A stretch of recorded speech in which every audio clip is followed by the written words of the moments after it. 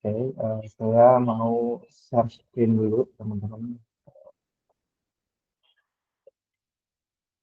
Ya,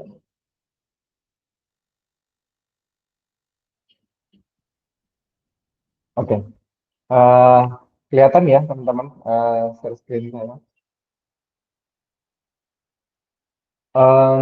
Oke, kalau gitu saya mulai. Eh, Assalamualaikum warahmatullahi wabarakatuh.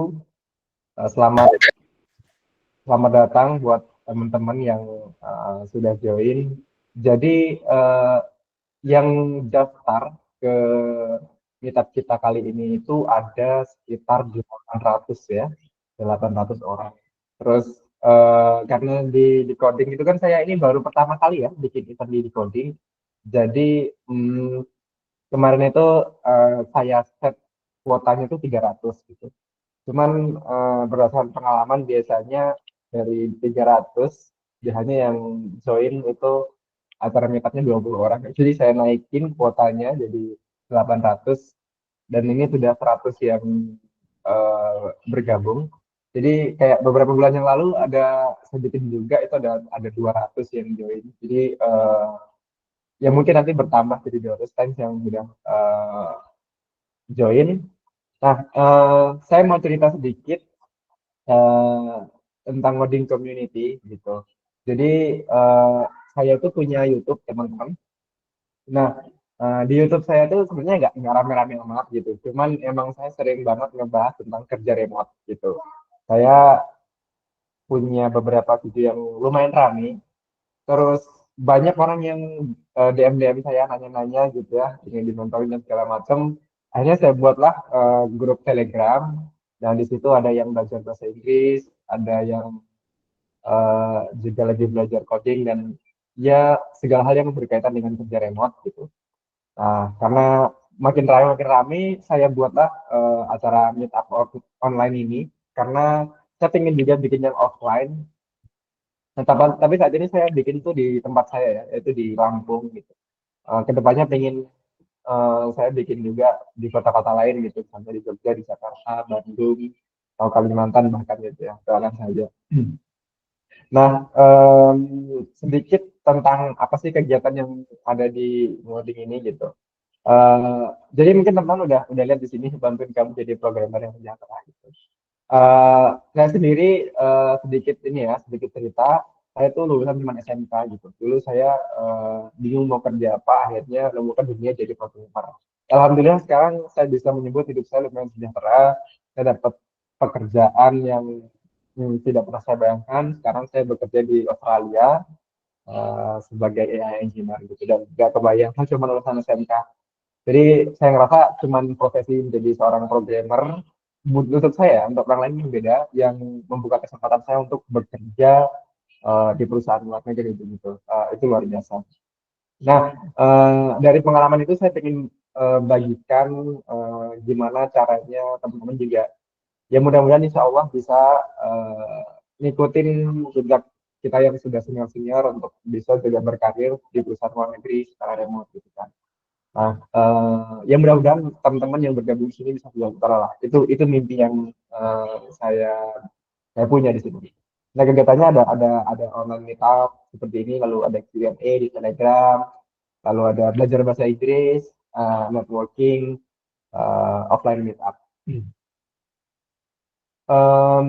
Lalu ini ada link ini YouTube-nya. Nah, nanti rekaman acara meetup ini bakal saya share di YouTube.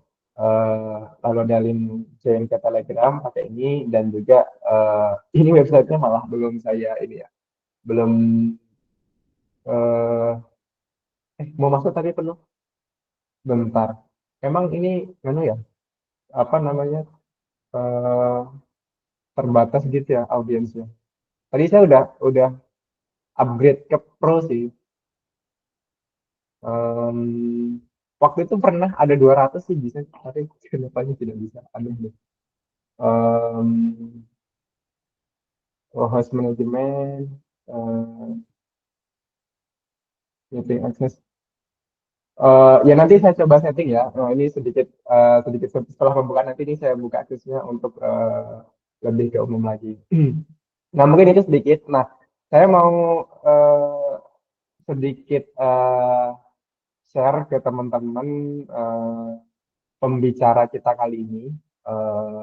Ini saya sebenarnya bisa stop presenting, saya bisa pin. Nah ini, saya unpin dulu. Oke, kelihatan ya. Nah, ini adalah Mas Widada.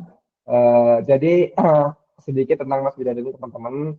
Jadi dulu pada tahun 2015 saya itu pergi ke Jogja. Di Jogja saya ikut ke Pondok Programmer dan Mas Widada ini dia itu adalah senior saya di Pondok Programmer gitu. Jadi beliau ini sekarang bekerja remote juga di perusahaan luar negeri dan beliau tahun ini udah uh, mulai tahun ini ya fokus di upload ya Mas Widada ya. Iya, dari bulan Tahun Juni kemarin sih ya? kalau fokusnya bulan Juni. Bulan Juni ya. Jadi dulu tuh waktu kita di pondok kita tuh punya ini apa namanya eh, kayak semacam pelajaran gitu untuk cari kerja di Upwork gitu kan. Dulu masih Odes ya, masih Odes dulu. Nah, jadi cuman Mas Widadani fokus di Upwork mulai tahun ini dan sedikit buat teman-teman, Mas Widada ini dia kayak waktunya tuh sibuk banget, waktunya penuh. Jadi beliau ini saya paksa untuk sharing di sini. Jadi beliau juga nggak saya bayar gitu. Dan tapi ilmu yang beliau dapatkan ini hasil lembur siang malam, skill yang diasah bertahun-tahun. Sehingga apa yang bakal beliau sampaikan di sini itu benar-benar sangat berharga. Jujur saya juga pengen belajar. Jadi karena dia juga senior, kita udah lama banget ya ketemu. Dan ntar bisa ketemu lagi. Jadi mohon tak diperhatikan, catat yang perlu dicatat, pastikan kalian mendapatkan ilmu yang apa ya benar-benar bermanfaat nanti bisa dipraktekkan gitu. Nah mungkin itu aja sedikit pembukaan dari saya. Jadi ini nanti acaranya santai Mas Widada, kita bakal dengerin presentasi dari Mas Widada, lalu kita bakal ada sesi tanya jawab juga. Suaranya jauh dari mic ya? Sorry, sorry. Mic saya nggak itu sih. But anyway, Mas Widada, ini waktu dan tempat saya serahkan kepada dirimu. Silahkan share screen dan juga materinya. Kita tunggu, silahkan. Nanti mungkin kita kan dari materi itu dari nanti tergantung materinya berapa lama, cuman acara kita sebenarnya 1 jam. Cuman ntar biasanya kalau acara kayak gini yang paling daging itu pada saat Q&A. Jadi waktu presentasi ini kayak hanya pembukaan aja, nanti dagingnya di Q&A. Jadi ntar di Q&A sekitar setengah jam gitu. Jadi ya biasanya tuh rata-rata molor sampai 2 jam. Jadi mudah-mudahan kita bisa apa ya dapetin maksimal 1,5 jam atau ya nanti 2 jam kalau ya, memang ada pertanyaan menarik yang harus kita bahas. Oke, waktu dan tempat saya silahkan Mas Widana. Oke, selamat malam ya teman-teman. Perkenalkan, nama saya Widada. Saya di sini mau sharing ya terkait apa namanya cara mencari dan melamar pekerjaan di Upwork gitu ya. Oke, bentar ini saya present dulu.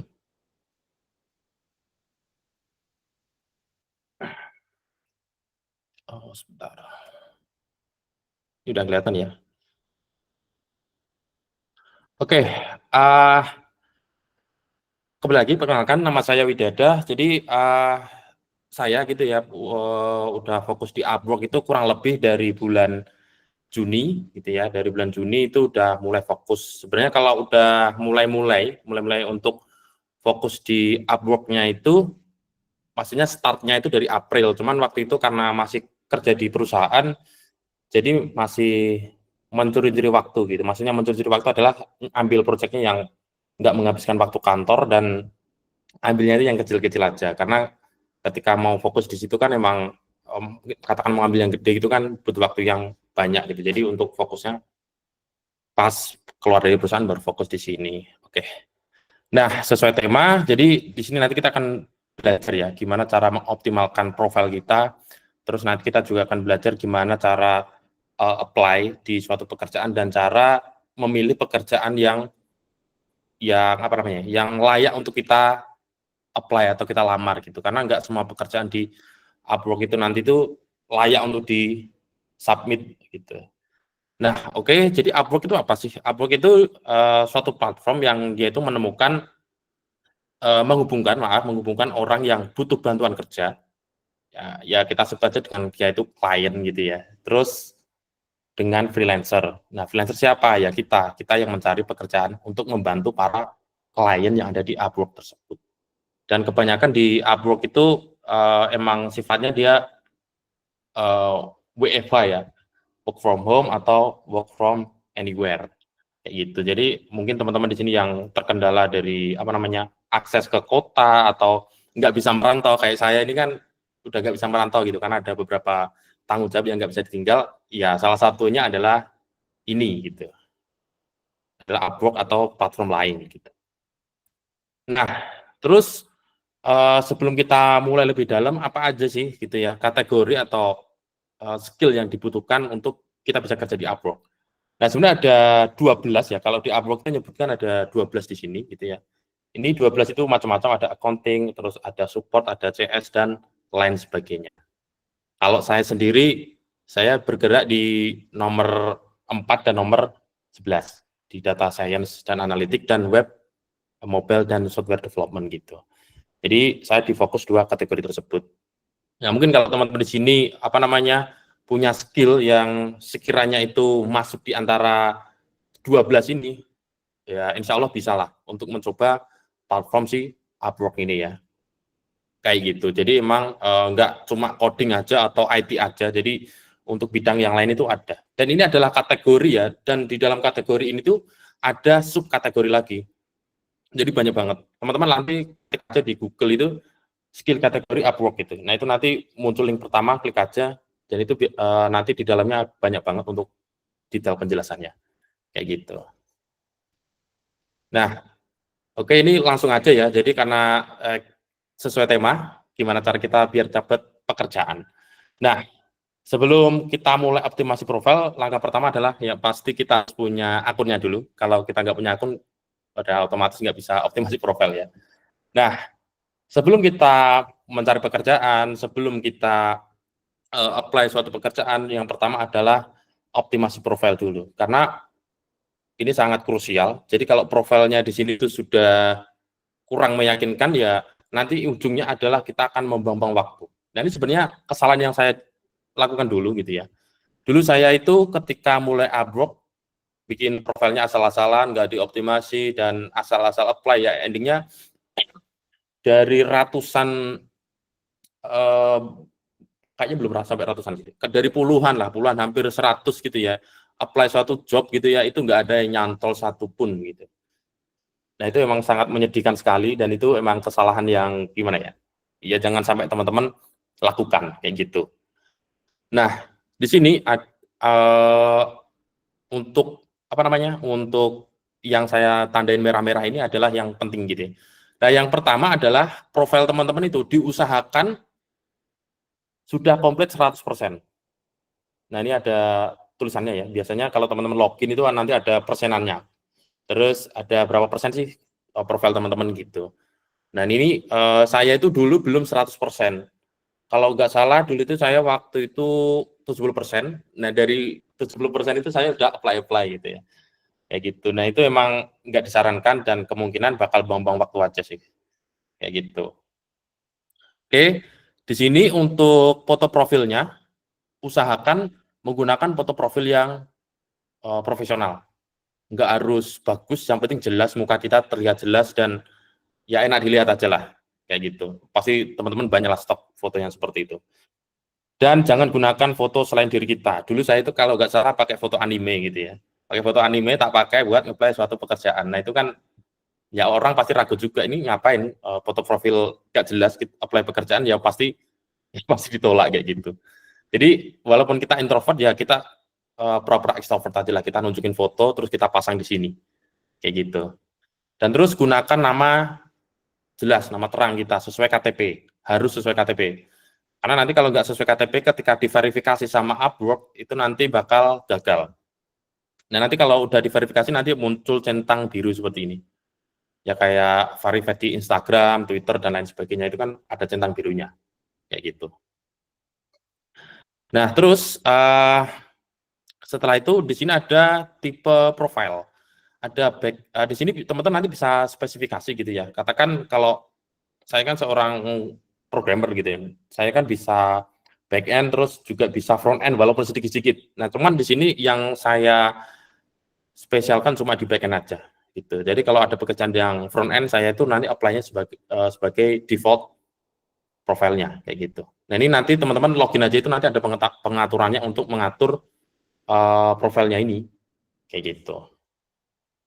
Nah, terus selanjutnya adalah yang penting karena rata-rata pengguna Upwork itu adalah dari luar, bahasa Inggris di sini ya. Language-nya set minimal konversasional. Kita bisa ngobrol gitu ya. Ini paling, kalau menurutku ini palingnya apa ya, paling rendah di antara, itu kalau nggak salah ada 4 level bahasa Inggris gitu ya. Dasar terus agak, apa ya, pokoknya ada, aku lupa.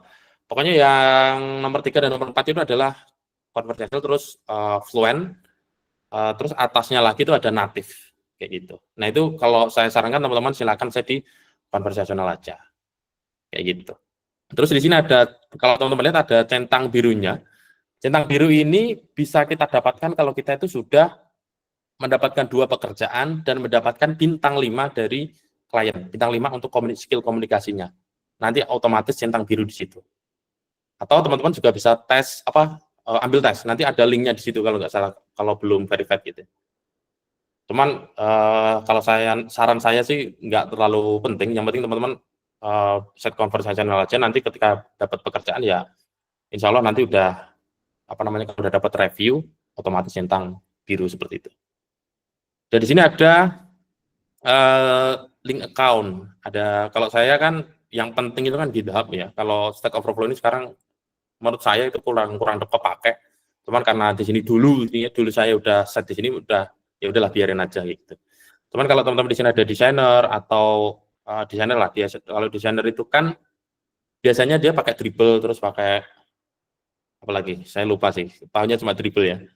Bisa di-linkkan ke sini. Kurang lebih seperti itu. Nah, selanjutnya yang nggak kalah penting di sini adalah ya title kita gitu ya. Di sini bisa teman-teman tambahin gimmick lah ya. Karena gimmick itu ternyata juga bekerja. Kayak dulu itu saya cuma namanya back end developer gitu aja. Nah, itu kurang menarik gitu. Ternyata setelah saya tambahin gimmick itu expert gitu ya. Nah, itu ternyata ngefek. Dan ternyata emang rata-rata akun-akun yang sudah top rated atau top rated plus ya pasti ada gimmick-gimmicknya gitu. Tambahin senior kah, expert lah, kayak gitu-gitu. Nah, teman-teman nanti silakan cari aja. Kayak gitu. Kalau di sini saya tambahin expert backend developer, atau mungkin kalau teman-teman di sini desainer, expert desainer apa gitu. Kurang lebih seperti itu. Nah, kita lanjut ya. Ini kalau teman-teman scroll lagi ke bawah, itu nanti ada portofolio. Nah, portofolio itu minimal banget itu 3. Jangan kurang dari 3. Minimal banget itu 3. Karena ya ini kalau saya sih sepengalaman saya, ternyata ini ngefek banget ketika kita naruh portofolio dan tidak menaruh portofolio. Ketika nggak naruh portofolio itu ya kesempatan kita untuk di-hire itu lebih rendah. Tapi kalau kita ngasih atau naruh portofolio kita, itu bisa meningkat berapa kali lipat gitu. Dan itu memang direkomendasikan sama Upwork. Jadi teman-teman bisa taruh portofolionya. Nah, portofolionya itu caranya nanti kurang lebih seperti ini. Ini ada role-nya itu di situ apa, terus ya jelasin lah ini deskripsi dari apa namanya project-nya.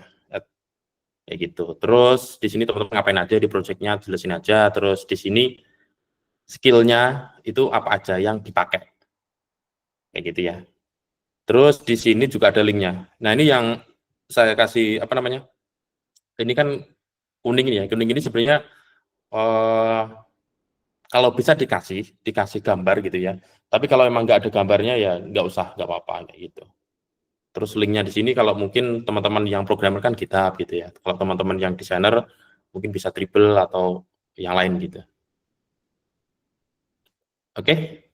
Nah, terus kalau nanti teman-teman scroll ke bawah lagi, itu ada skills, terus ada employment history sama other experiences. Kalau yang other experiences ini kurang apa ya? Ya optional lah, diisi nggak apa-apa, nggak diisi juga nggak apa-apa. Kayak gitu, cuma tambahan aja. Nah, yang penting adalah dua ini, skill dan employment history ini. Kalau yang skill itu ya sesuaikan dengan skill teman-teman gitu ya. Nanti teman-teman silakan masukkan aja list skillnya gitu ya, masukin aja. Soalnya itu nanti akan apa ya? Akan mempengaruhi hasil pencarian pekerjaan gitu. Jadi emang akan menjadi keyword kita dan akan menjadi apa namanya penentu job apa yang muncul di layar kita nanti atau di feed kita, feed Upwork ya, kayak gitu. Terus kalau employment history ya diisi aja. Mungkin teman-teman pernah magang kah atau pernah bikin project apa gitu, diisi aja. Itu nggak apa-apa karena itu menjadi nilai plus kita di mata klien. Kayak gitu. Nah ini kan saya Juni ya. Juni saya terkena layoff gitu ya, terus fokus di Upwork. Emang benar-benar dari Juni baru masuk di sini. Kayak gitu. Nah ini adalah contoh dari apa namanya freelancer lain. Nah, kurang lebih seperti ini. Kan ada dikasih gimmick, ya kita aku nyebutnya gimmick ya. Dikasih namanya senior lah atau expert apa gitu-gitu ya. Dan itu bagus gitu ya. Dan teman-teman nanti untuk deskripsi apa namanya? Deskripsi ini, deskripsi profilnya bisa contoh punya saya juga nggak apa-apa atau teman-teman juga bisa mencontoh dari orang-orang lain gitu yang mungkin yang udah top rated plus atau yang sudah mendapatkan earning yang banyak. Kayak gitu yang udah lebih proven mungkin ya kayak gitu. Nah itu tadi adalah optimasi dari profilnya. Setelah optimasi profil sudah 100% dan semuanya sudah oke, langkah selanjutnya adalah mencari job atau mencari pekerjaan. Nah ini adalah salah satu yang krusial juga, dan di sini adalah tampilan feed di akun saya. Di sini ada 4 tab ya, ada my feed, best match, terus ada most recent, kayak gitu. Kalau yang my feed itu biasanya dia muncul ketika kita itu sudah nge-save pekerjaan. Jadi ini kan ada list pekerjaan ya. Ini kalau kita save di pencet love ini, kurang lebih 20 atau 11 gitu ya, nanti feed-nya di sini bakal muncul, menyesuaikan dengan apa yang sudah kita simpan, kayak gitu aja sih. Kalau yang best match ini nanti disesuaikan sama skill yang kita isi tadi di depan, yang tadi ada banyak itu ya, nanti akan muncul di best matches ini. Terus kalau yang most recent ini ya yang paling baru muncul dan sesuai dengan skill kita. Tapi biasanya sih ada yang sedikit melenceng gitu, cuman nggak terlalu melenceng banget sih. Jadi kayak saya kan listnya kan emang engineering semua gitu ya. Nah, biasanya di most recent itu ada desain kah atau jadi apa namanya customer service kayak gitu-gitu ya. Jadi ya emang agak melenceng kadang. Kayak gitu. Kalau yang save job ini ya apa namanya? Ya yang kita simpan aja, yang kita pencet love ini nanti akan kesimpan di sini. Oke. Nah, di sini yang saya kotakin di sini merah ini ya. Ini teman-teman silakan set juga preference-nya. Nanti ini akan mempengaruhi juga di sini, di tampilan list feed-nya di sini juga. Kayak gitu. Dan ini nanti juga mempengaruhi klien ketika nge-search kita ternyata. Jadi preferensi ini juga penting ya teman-teman, nanti silakan di-set kayak gitu. Dan di sini yang saya kotakin ini adalah namanya itu connect. Connect itu bisa dibilang adalah currency-nya di Upwork. Maksudnya currency adalah ya agak jelimet sih mungkin kalau disebut currency ya. Kita sebut aja poin ya. Jadi poin atau connect ini nanti akan sangat berguna, akan digunakan ketika kita tuh apply sebuah job di Upwork kayak gitu. Jadi kalau kita apply di Upwork itu nggak gratis ya teman-teman. Dia itu membayar. Nah membayarnya dengan apa? Dengan connect. Nah masing-masing job itu membutuhkan biaya connect yang berbeda-beda. Tergantung dari besar kecilnya project. Semakin besar, connect-nya akan semakin banyak menguras kita. Semakin kecil ya semakin receh. Kayak 7 connect, 10 connect gitu. Cuman kalau semakin gede, bisa 20, 25, 30 gitu. Dan connect ini Mungkin kalau teman-teman baru daftar itu biasanya dapat gratis. Kurang lebih setahu saya 100. Cuman kalau udah habis harus beli, harus top up. Memang harus modal. Saya juga awal-awal emang kurang memperhatikan ya. Jadi kayak nyepam gitu ya, ngabisin connect, ternyata connect-nya itu harus bayar ternyata. Ya mau nggak mau harus top up. Nah itu emang harus dihindari. Nah makanya di sini saya kasih tips-tipsnya ya biar nggak terlalu membuang connect kayak gitu. Nah di sini teman-teman ini akan saya kasih tahu apa namanya pekerjaan apa yang layak kita apply gitu ya. Nah di sini aku memberikan 2 contoh gitu ya, yang atas sama yang bawah. Nah teman-teman silakan perhatikan yang saya kasih tanda ya. Nah di sini ada fixed price, kita fokus yang merah-merah dulu ya. Ada estimasi budget. Nah, ini ada estimasi budget, ini adalah budget dari si klien itu berapa untuk project ini. Kalau di sini kan dia $4.000. Terus di sini ada tulisan fixed price. Fixed price itu jadi di Upwork itu ada 2 tipe pekerjaan. Hourly per jam ya, kita nyebutnya per jam, sama fixed price gitu ya. Kalau fixed price ya gampangnya kita ngerjain selesai bayaran gitu aja lah. Kalau yang per jam kita ngerjain dan dihitung per jam. Setiap 1 jam itu biasanya akan masuk ke akun kita, masuk ke akun Upwork kita, uangnya gitu ya. Kurang lebih seperti itu. Nah, terus di sini teman-teman ketika mau apply suatu pekerjaan itu perhatikan payment verified ini. Kalau belum verified, jangan di-apply. Kayak ini kan belum verified nih, masih unverified, kayak gitu.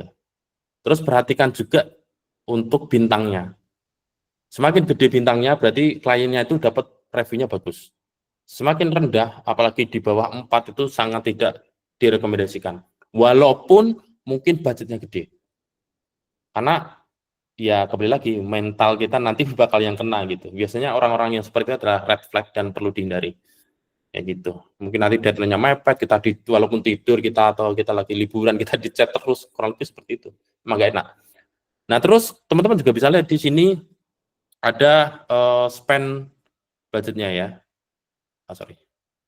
Ada spend budgetnya di sini. Ada semakin gede ya semakin bagus, berarti dia emang udah ngabisin banyak duit di Upwork ini. Kayak gitu. Terus di sini ada lokasi. Kalau saran saya, ini saya nggak rasis ya, cuman apa namanya, ada beberapa negara yang perlu kita hindari. Kalau dari komunitas, terus dari pengalaman saya sendiri, jadi saya juga merasakan gitu, hindari dari Pakistan, terus India. Itu 2 itu memang sering saya hindari. Karena kebanyakan nggak semua, cuman kebanyakan mereka ngasih budget, itu karena nggak masuk akal gitu ya. Kayak, ya kadang nggak masuk akal aja lah. Budgetnya itu katakan bikin suruh project yang gede, budgetnya cuma $100 gitu-gitu. Dan biasanya memang mereka red flag. Kadang pun banyak ghosting juga. Bahkan saya itu pernah beberapa kali di ghosting sama ya orang-orang dari sini gitu ya. Udah ngabisin connect, apply, mereka cuma tanya-tanya, cuma cari tahu aja ternyata, dan ya habis itu dia pergi. Jadi memang kurang saya rekomendasikan. Kayak gitu.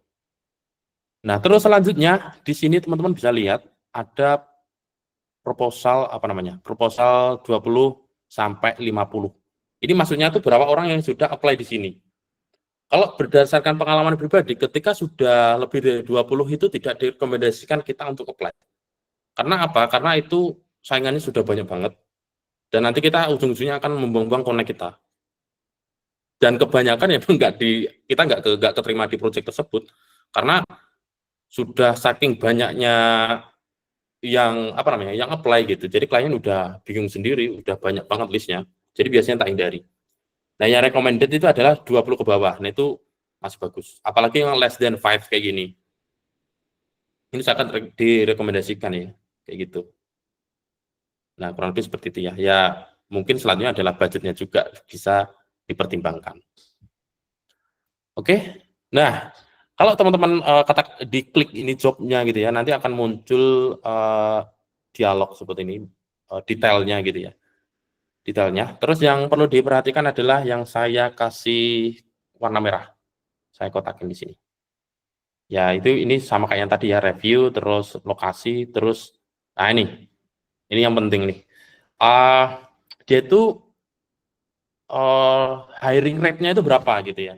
Jadi ketika dia ngeposting pekerjaan ke apa namanya, kesempatan, bukan kesempatan ya, kayak peluang lah, peluang dia untuk nge-hire orang yang di job yang atau yang di ngelamar di job tersebut itu berapa persen.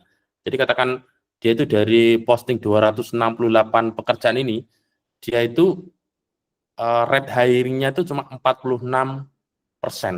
Jadi katakan dia ngeposting satu job, itu bisa aja dia itu nggak nge-hire orang itu kurang lebih 50% kesempatannya gitu. Jadi bisa aja dia itu kayak posting tapi nggak nge-hiring, itu juga bisa. Semakin rendah hiring rate-nya, hire rate-nya itu ya, semakin tidak direkomendasikan. Katakan cuma 20% atau di bawah 30 lah, itu kurang lebih nggak usah gitu ya. Karena biasanya mereka cuma ya posting doang tapi nggak nge-hiring kita gitu ya. Jadi kita udah spend connect, kita udah effort bikin cover letter dan lain sebagainya, ujung-ujungnya cuma dikacangin kayak gitu. Terus ya ini total spend ya bisa jadi pertimbangan juga kayak gitu. Terus di sini ada per jamnya. Nah kalau per jam ini juga penting ya teman-teman, karena ini budgetnya dia fix ya, ini nggak terlalu ngefek. Tapi ketika teman-teman di sini budgetnya itu mungkin kliennya di sini ngasihnya itu bukan fix price tapi hourly, ya ini bisa dijadikan acuan ketika kita ngeset budget kayak gitu. Tapi kalau ini harganya tuh kira-kira teman-teman masih cocok, ya berarti gas. Tapi kadang kan ada klien itu yang rata-rata bayar per jam itu kan rendah, katakan cuma $5 atau $3 itu kan menurut saya itu rendah gitu. Jadi ya ini tinggal referensi dari teman-teman balik lagi gitu ya. Kalau emang masih worth it ya gas gitu. Oke, kita lanjut ya. Nah, itu tadi adalah cara nyarinya, kita nyeleksinya gitu ya. Terus kalau ini cara apply-nya. Nah, cara apply-nya, teman-teman nanti di sini silahkan pilih spesialisasi, profilnya. Karena saya profilnya itu cuma back-end development dan satunya itu default-nya, ya saya cuma pakai dua itu. Karena emang saya, udah ya emang back-end gitu. Jadi kalau mau loncat ke yang lain takutnya mengecewakan. Jadi ya di sini saya cuma set jadi back-end aja. Kayak gitu. Nah, teman-teman bisa lihat ya di sini ya. This proposal require 10 connects. Jadi ketika kita apply ini nanti connect kita akan berkurang 10 kayak gitu. Nah, ini nanti bisa jadi pertimbangan juga gitu. Nah, terus di sini ya teman-teman silakan baca aja requirement dari projectnya tersebut. Jangan sampai kita nggak baca, cuma langsung apply aja. Karena nanti kesempatan untuk di hire-nya malah semakin rendah karena kita nggak tahu dia itu posting pekerjaan apa gitu. Nah, kita baca terus habis itu di sini teman-teman kalau scroll ke bawah itu akan nemu cara bayar ya. Ini kalau fix di sini ada dua tipe, by milestone dan by project. Gitu. Kalau saya biasanya itu by project. Kalau by project itu intinya adalah ketika kita mengerjakan project selesai dibayar. Sesimpel itu. Dan saya lebih suka yang kayak gitu karena simple. Jadi malas lah mikir yang dipecah-pecah nanti kayak gimana gitu. Itu udah agak ribet menurut saya. Tapi nanti tak jelasin juga kayak gitu. Kalau ini kan by project, kita set harganya berapa. Kalau mungkin di sini teman-teman baru gitu ya, baru gitu mungkin harganya agak direndahin nggak apa-apa. Sekiranya masih worth it buat kita bisa makan dari situ, it's okay. Yang penting kita dapat review dulu nanti. Dan nanti ini juga ketahuan nanti dapatnya kita itu berapa. Kayak gitu. Terus di sini berapa lama kita ngerjain projectnya? Biasanya sih kalau saya sendiri selalu ngesetnya itu kurang dari 1 bulan. Ya walaupun nanti realita pas kita mengerjakan itu lebih dari 1 bulan. Kayak gitu. Karena ini kayak kita ngasih sinyal kita itu bisa kerja cepat gitu ya ke klien. Jadi biasanya sih kalau saya pribadi gitu ya, saya set less than 1 month atau kurang dari 1 bulan kayak gitu. Tapi kalau mungkin ya tapi belum pernah sih saya menemukan yang kayaknya bisa dikerjakan lebih dari 1 bulan itu belum pernah. Jadi emang rata-rata saya ngesetnya kurang dari 1 bulan.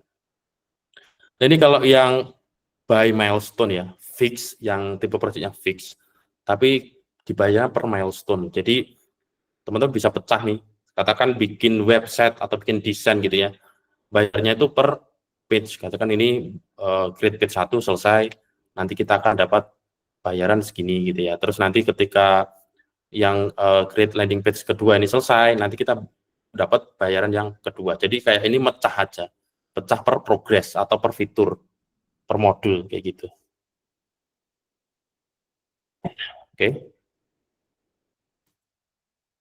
Dan sebagai info teman-teman ya, Upwork itu bakal motong 10% dari penghasilan kita. Jadi katakan kita dapat $100, 10%-nya itu buat Upwork. Kayak gitu. Ya kalau dikatakan gede emang ya lumayan sih. Kayak gitu ya. Terus di sini ada yang per jam. Kalau per jam kayak gini ya tampilannya. Terus ini hourly rate-nya tuh di set berapa gitu ya. Terus nanti kita bakal dapat berapa dari per jamnya itu. Jadi katakan di sini saya set $20 per jam, nanti setiap jam itu $20 itu akan masuk dulu di akun kita.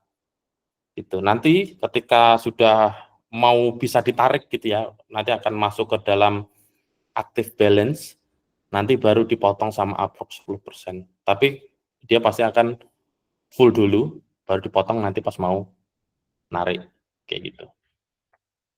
Dan di sini ada schedule rate increase-nya. Di sini mau setiap 3 bulan naik berapa persen gitu ya. Terus ini ada apa namanya simulasinya juga kenaikannya kayak gitu. Kalau saya biasanya itu saya set never, nggak pernah naik gitu ya. Walaupun nanti ketika saya sudah kerja kayak sekarang aja gitu ya, saya kerja gitu sama klien US itu, emang saya nggak ngeset ini. Tapi ketika jalan kontrak dan dia puas dengan pekerjaan yang saya lakukan, saya minta naiknya setiap 3 bulan gitu. 3 bulan naik segini ya gitu ya. Dia bilang oke, ya udah. Nanti akan setiap 3 bulan ya kita minta naikkan gitu. Karena nggak otomatis gitu. Kalau di sini kalau udah di awal di sini nanti bakal jadi otomatis. Kayak gitu ya teman-teman ya. Oke. Terus di sini cover letter. Oke, untuk cover letter ini cukup penting ya karena ini yang akan menjadi apa namanya salah satu klien itu memilih kita atau enggak. Nah di sini kalau teman bikin cover letter itu jangan asal ya. Biasanya kalau yang asal itu adalah bikin satu template, terus nanti ketika apply job pakai itu terus gitu. Dan itu yang saya lakukan dulu sebenarnya. Jadi saya bikin satu template, terus saya selalu pakai itu untuk mengapply setiap pekerjaan. Jadi katakan saya apply kalau dulu kan belum ada sistem connect ya. Jadi saya apply pekerjaan itu ya nyepam aja, pakai template yang sama, terus copy paste, terus submit gitu. Dan itu ya nggak ada yang nyantol, karena biasanya klien tetap baca, terus ini nggak cocok dengan apa yang saya post gitu ya. Ya biasanya pasti kita disingkirkan atau diabaikan gitu. Jadi poin pertama sesuaikan dengan deskripsi jobnya. Yaitu posting tentang apa ya kita harus sesuai gitu. Definisikan kalau kita bisa menggunakan teknologi yang disebutkan. Ini saya kasih contoh nih. Jadi kayak ini tuh aku tuh bisa pakai ini gitu ya. Bisa terus pernah mengintegrasikannya juga gitu. Terus bisa juga beri pendapat atau masukan terkait proyek. Jadi biasanya saya itu kasih masukan, oh ini proyeknya bagus, nanti bisa kayak gini, atau misalkan ada yang kurang gitu, oh ini kayaknya kurang bagus deh, kayaknya lebih bagus seperti ini, kayak gitu. Terus kasih link portofolio yang sesuai jika ada gitu ya. Biasanya GitHub. Kalau desainer mungkin bisa apa namanya, bisa link Dribble atau Figma dan lain sebagainya, kayak gitu. Terus ini yang poin terakhir itu yang menurut saya penting, manfaatkan AI. Kalau saya ChatGPT untuk membuat cover letter gitu ya, yang bagus.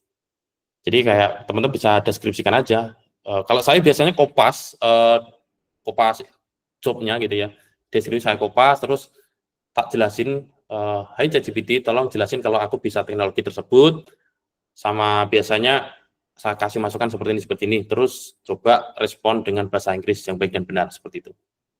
Ini juga pakai ChatGPT sebenarnya. Dan mungkin kalau teman-teman di sini pakai yang pakai versi berbayar yang Upwork itu kan ada versi berbayar, itu bisa pakai fitur ini, nanti dibantuin sama si AI-nya si Upwork gitu. Kayak gitu. Ya walaupun ini gratis, tapi kalau berbayar ada fitur lebih canggihnya sih. Kalau nggak salah, soalnya saya pernah nyoba. Kayak gitu. Oke. Nah, biasanya klien itu juga apa namanya ngasih pertanyaan tambahan ini yang tak kasih tanda merah ya. Dan ini wajib diisi ya, teman-teman. Walaupun mungkin teman-teman bingung mau isi apa, ya usahakan itu diisi. Kayak gitu. Terus di sini ada attachment. Attachment ini sih biasanya saya sih tak isi source code ya, contoh source code. Kayak apa ya, katakan project yang serupa itu biasanya tak upload. Nah ini biasanya kesempatan kita di hire itu lebih tinggi lagi kalau kita bisa menyertakan contoh source code tersebut atau contoh desain gitu ya, itu bisa lebih tinggi kayak gitu.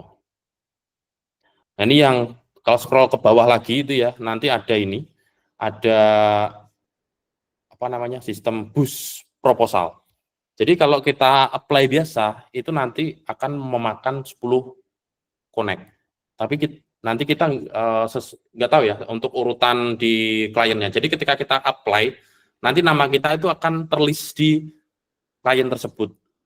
Nah, cuman untuk urutan paling atas dan lain sebagainya itu nanti tergantung dari berapa banyak connect yang kita habiskan. Jadi misalkan teman-teman di sini kayak ini kan gila-gilaan sih dia untuk yang first place untuk pekerjaan ini biar dia itu muncul di apa namanya di baris pertama dia itu ngabisin 100 connect di sini. Ya, ini lumayan tinggi ya.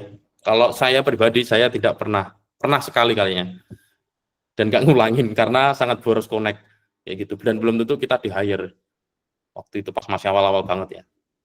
Dan itu biasanya sih saya tetap ya ngirim 10 connect biasa. Yang penting deskripsi pekerjaan kita itu jelas kayak yang tak jelasin di awal tadi.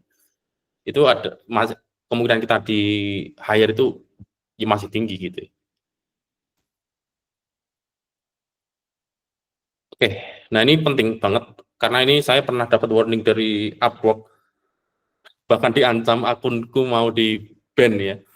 Jadi jangan pernah sertakan alamat email, phone number, alamat fisik, apapun itu, informasi pribadi kita, yang intinya klien itu bisa menghubungi kita.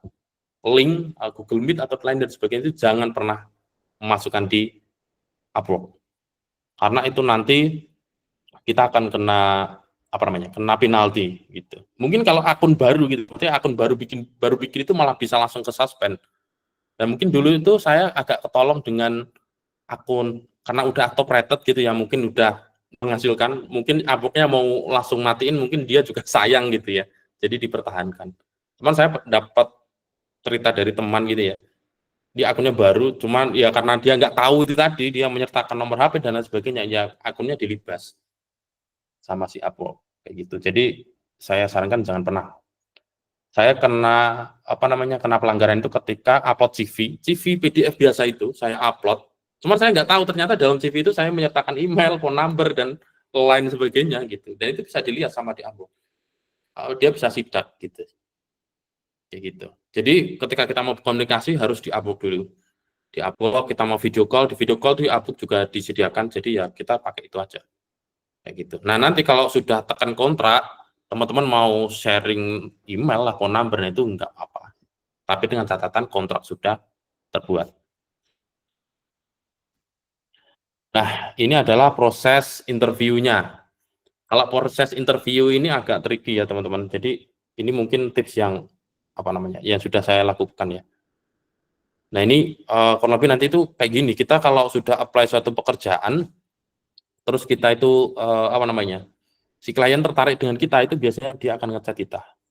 Dan ini kan dia langsung ngechat terus ya. Ini sebenarnya panjang ya ke bawah ya. Cuman tak liatin yang atas saja. Dan ini nggak goal ya. Nggak goal karena dia kan apa ya? Dia itu punya atasan lagi. Nah, atasannya itu kayaknya nggak nge-approve project-nya gitu. Budgetnya mungkin ya kurang pas atau gimana. Aku juga kurang tahu. Tapi tak chat udah nggak bales. Kayak gitu. Tapi kalau secara proposal ini sebenarnya udah tinggal jalan aja. Cuman yang atasannya itu dia mungkin nggak nge-approve buat bikin sistemnya gitu.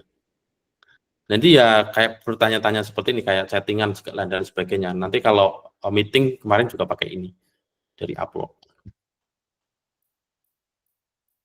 Nah, tipsnya adalah pas respon, jangan sampai klien ngechatnya jam 8, kita balasnya jam 10.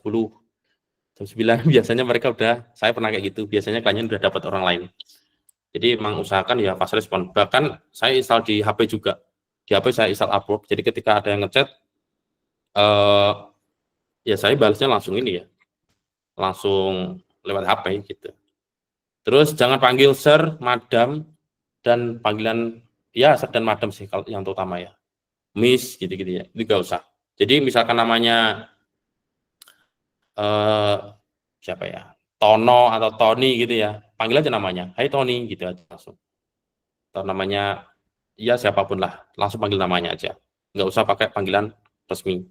Kayak gitu. Biasanya mereka kurang nyaman dengan panggilan seperti itu karena panggilan sir atau madam itu kayak orang yang lebih tinggi atau gimana gitu. Jadi kurang disarankan.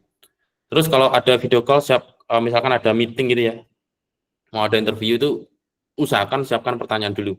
Dan ini berlaku kalau mungkin bahasa Inggrisnya masih biasa kayak saya kan masih biasa. Cuma sekedar bisa komunikasi gitu ya. Jadi biasanya saya menyiapkan pertanyaan terlebih dahulu. Kayak gitu.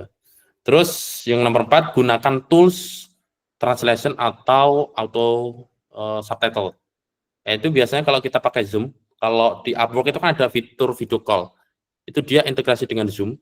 Nah, itu ada apa namanya? Ada tombol auto subtitle-nya. Nah, itu diaktifin aja. Karena ketika menurut saya kalau saya bicara dengan orang yang masih Asia Tenggara itu masih mudah banget. Tapi kalau udah natif kayak di US atau Australia gitu, itu kalau saya sendiri ya listeningnya itu masih kurang. Mungkin teman-teman kalau udah jago ya nggak butuh gitu. Tapi kalau saya masih terbatas gitu, ya saya memanfaatkan sistem apa namanya auto bukan subtitle sih, lebih kayak mengenerate apa yang dia omong gitu ya. Jadi saya bukan mendengarkan dia tapi lebih kebaca si apa namanya eh, ininya CC-nya itu kayak Auto gitu. caption. Ya auto caption kayak gitu. Dan yang terakhir gunakan fitur video call dari Upwork yang tak saya sebutin tadi karena itu krusial banget ya. Sangat jangan sampai lah di ban gitu ya karena ya itu senjata kita. Nah kurang lebih seperti itu untuk materinya. Mungkin kalau ada pertanyaan dan lain sebagainya bisa langsung tanya ya guys. Mantap banget. Gila. Ini eh, materi ini harusnya apa ya? Mahal. Materi pengalaman dari seniornya langsung. Terus ya kita bakal buka sesi pertanyaan Mas Jaga. Hmm. Eh, Nanti ini saya pilih 3 pertanyaan dulu. Nanti sesi pertama, sesi kedua, 3 pertanyaan lagi. Gitu. Mungkin kita tadi sampai 3 sesi. Mudah-mudahan nanti apa namanya pertanyaan-pertanyaannya. Karena nanti gini, saya bakal eh, adain lagi meetup ini. Jadi kebetulan ini salah saya deh. Google Meet itu ternyata ini masih beda terbatas 100 peserta. Yang daftar ada 800. Aduh, eh ya tapi nanti mungkin yang acara berikutnya nanti bakal datengin pembicara lagi. Nanti teman kita juga nanti kita bakal bahas. Soalnya banyak banget kan kalau terkait nyari kerja remote di Upwork ini. Oke, langsung aja kita mulai pertanyaan pertamanya ya. Saya bakal buka 3 pertanyaan dulu. Yang pertama dari eh, Yusuf Alfi. Silakan buka mikrofonnya bertanya Mas Yusuf Alfi.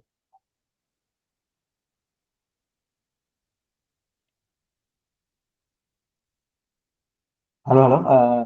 Mikrofonnya boleh nggak Mas Yusuf Alfi? Oke, kalau nggak bisa ini ya, lanjut ke ini. Reza Iqbal. Reza Iqbal.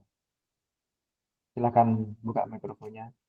Halo, halo Bang, apa suara aku terdengar? Ya, terdengar, terdengar. Ini Iqbal atau itu? Reza Iqbal, Kak. Oh, Reza Iqbal ya. Ya, silakan, silakan. Sebelumnya terima kasih ya Kak atas kesempatannya dan mohon maaf ini saya off cam ya karena di handphone gitu nggak di laptop. Ya, ya. Nah sebenarnya saya punya 2 pertanyaan sih Kak. Nah untuk pertanyaan yang pertama, nah dengan banyaknya proposal yang diajukan setiap hari di Upwork, Nah, teknik apa yang bisa digunakan untuk menulis proposal yang tidak hanya menjelaskan kompetensi dan pengalaman, nah tetapi juga menciptakan narasi yang mengunggah minat klien. Nah, serta menyampaikan pemahaman yang mendalam tentang proyek yang ditawarkan. Nah, untuk pertanyaan yang kedua, yaitu seiring dengan perkembangan tren kerja remote, nah bagaimana freelancer dapat memanfaatkan jaringan profesional dan hubungan interpersonal yang telah dibangun di luar Upwork untuk meningkatkan visibilitas dan reputasi mereka di platform tersebut. Nah, serta apa saja pendekatan yang efektif untuk membangun koneksi yang saling menguntungkan. Nah, mungkin itu pertanyaan dari aku, Kak. Pertanyaannya panjang banget. Yang kedua tadi intinya apa? Yang kedua Oh, yang pertanyaan yang kedua, kedua. saya diulang ya, Kak, untuk Sebentar pertanyaan ya. kedua. Nah, seiring dengan perkembangan tren kerja remote, bagaimana freelancer dapat memanfaatkan jaringan profesional dan hubungan interpersonal yang telah dibangun di luar Upwork untuk meningkatkan visibilitas dan reputasi mereka di platform tersebut. Nah, terus pendekatannya tuh Hmm. yang efektif itu bagaimana gitu? Nah, itu sih. Hmm. Hmm. Gitu, Kak. Oke, Terima kasih. bawa cara bawa klien dari luar ya intinya ya. Itu, oke. Langsung dijawab aja ya biar nggak lupa pertanyaannya. Nanti bisa kita lanjut ya. Gitu ya. Hmm. Jadi pertanyaan dua, gimana cara nulis proposal yang menggugah, dan yang kedua cara bawa klien dari luar. Itu silakan dijawab Mas. Gitu ya. Betul. Oke.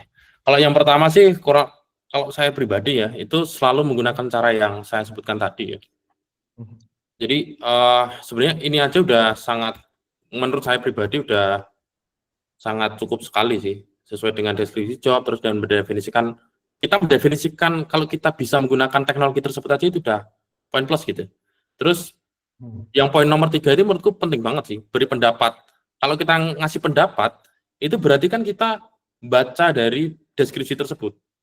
Kita baca dan kita telah itu isinya apa gitu ya. Kayak katakan saya dapat project scraping website atau dan lain sebagainya. Saya bahkan jelasin, oh saya itu pernah scraping pakai cara yang seperti ini. Saya pakai teknologi, katakan teknologi pakai Node.js, saya masukkan ke database ini dan gimana caranya nanti itu biar lebih cepat dan lebih efisien, itu saya jelaskan kayak gitu. Dan itu alhamdulillah emang cool kayak gitu.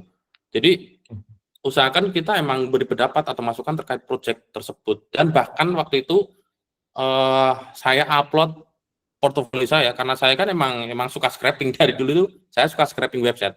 Ya walaupun ujungnya nggak kepake tapi emang suka gitu. Suka scraping website apa gitu, saya scraping dan saya taruh GitHub gitu ya. Dan itu GitHub-nya tak download gitu ya. Jadi saya nggak ngasih link GitHub-nya. GitHub-nya saya download, saya archive, lalu saya upload di tombol di sini. Itu saya keterima. Terus yang kedua, ini agak tricky banget. Yang kedua itu ini agak menggunakan luck juga sih, kayak keberuntungan. Jadi saya itu berapa kali ya, dua atau sampai 3 klien, itu saya tidak mendeskripsikan apa-apa. Dan ini emang pernah dipraktekkan sama ya teman saya juga gitu. Jadi modelnya cepet-cepetan. Jadi ketika ada job posting, katakan baru 1 detik atau 1 menit yang lalu, itu saya baca sedikit, saya langsung hi, my name is Widada, ya sebutin aku bisa mengerjakan pekerjaan ini, terus coba jelasin ke aku secara detail. Udah kayak gitu doang. Saya submit dan goal. Jadi emang ya itu modelnya cepet-cepetan itu tadi. Cuman itu ya faktor hoki ya kalau yang itu. Terhoki lagi kayak gitu. Jadi ya berapa kali lah kayak gitu. Bahkan aku pernah cuma nulis I can do this, tell me detail gitu doang. Dan itu goal gitu.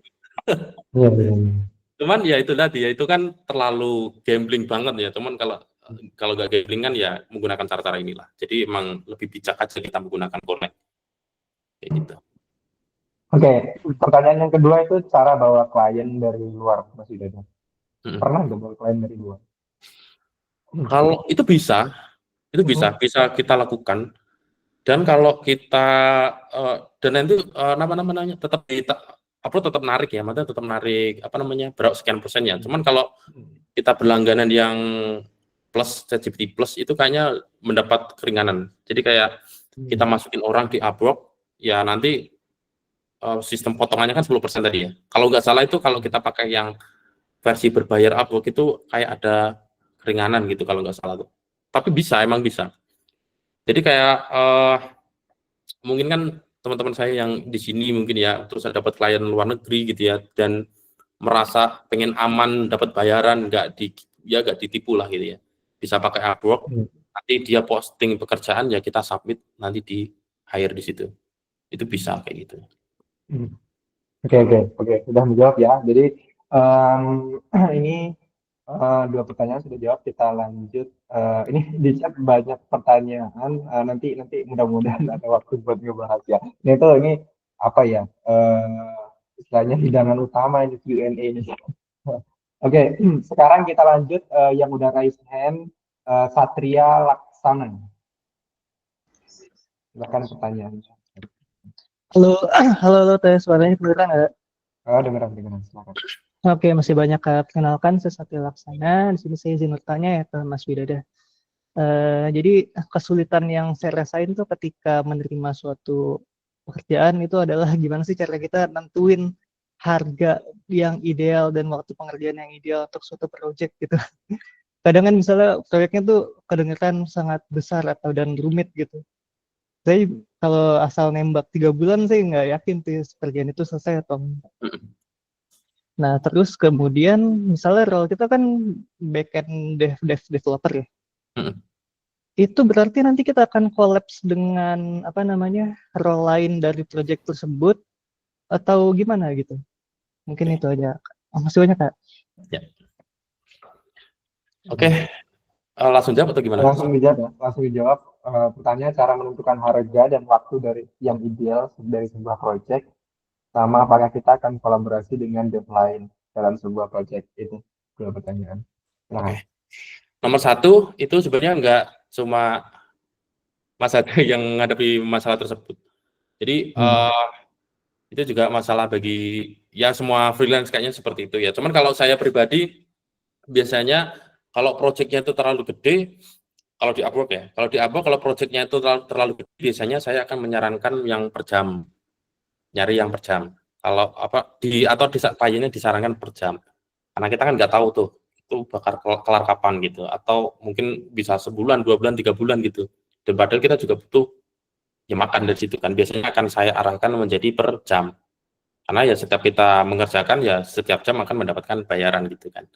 Terus yang kedua adalah biasanya saya akan nge-charge per modul.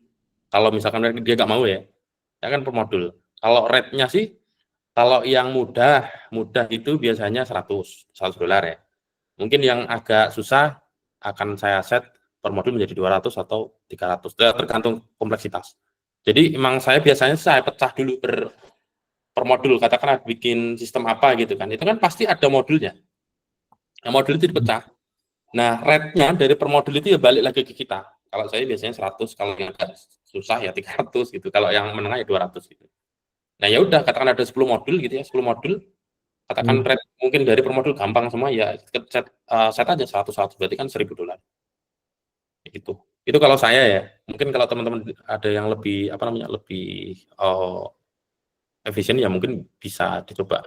Terus kalau masalah timeline ya balik lagi, kalau ngerjainnya sama siapa dulu. Kalau sendiri biasanya sih aku mainnya modelnya sprint ya kayak dari satu sprint itu kayak kan per 2 minggu ya. Kalau saya ya satu sprint 2 minggu ya. Jadi dari 2 minggu itu bisa mengerjakan apa aja. Tak breakdown gitu. Jadi tak breakdown terus nanti bikin subtask dan lain sebagainya. Biasanya saya kayak gitu.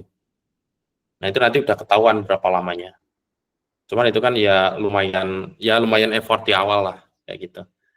Terus yang kedua adalah apakah kita akan berkolaborasi dengan front end? Jawabannya adalah ya, kemungkinan besar ya. Karena ya kayak saya punya 2 project di Upwork, itu satunya backend Laravel dan satunya itu pure backend yang data analytics tadi itu pure backend, jadi nggak ada front end-nya. Saya front end sih, cuman saya menggunakan ya bantuan AI karena saya nggak bisa slicing, nggak bisa HTML, CSS lah lebih terutama itu kan kurang ya bisa, cuman nggak expert. Ya endingnya ya bikin UI UX-an kayak gitu-gitulah. Itu saya kerjakan sendiri. Cuman kalau yang satunya saya back end, ya ada front end kayak gitu. Jadi untuk kesempatan bekerja dengan front end memang iya kayak gitu. Kecuali kalau kita full stack kayak gitu sih. Cuman kalau menurut saya ya kalau kita spesialis ya menurut saya itu bagus, dan kalau bisa teman-teman nyarinya yang spesialis juga gitu. Jadi ketika kayak saya kan back end gitu ya, nyarinya yang back end aja kayak gitu, dan banyak kok. Itu sih. Baik, terima kasih Oke, Mas. mudah-mudahan menjawab ya.